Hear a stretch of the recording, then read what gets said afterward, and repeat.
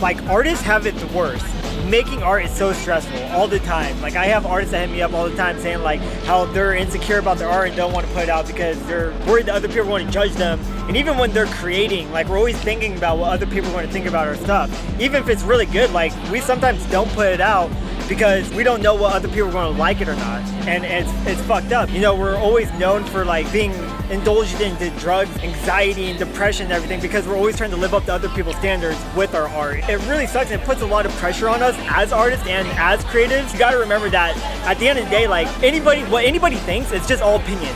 And it doesn't fucking matter. Make what you like and be secure with your own self and your own art. And that's when like the most unique experiences and creations will come out of you. You can't always sit down and create with other people in mind because then you're like limiting your force of like flow, and that's gonna fuck you up in the end, and then you're gonna end up making stuff that's not even you anyways. At the end of the day, who are you making the art for?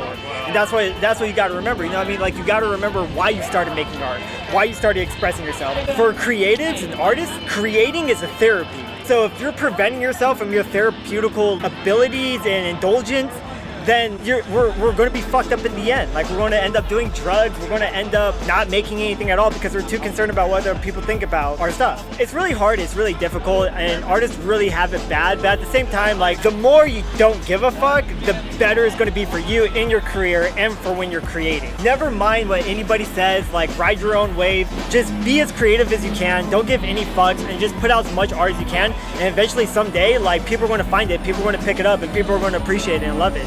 But you can't limit yourself from your creating abilities by creating with other people in mind. Like, that's not original, that's not authentic, that's not unique. Flex your skill without overkill. That's what it comes down to. Just be secure in your art and yourself and know that, like, what everybody else says is fucking bullshit, it's garbage. Like, dismiss it, throw it out the door, and keep fucking making art. That's all that matters. That's wild,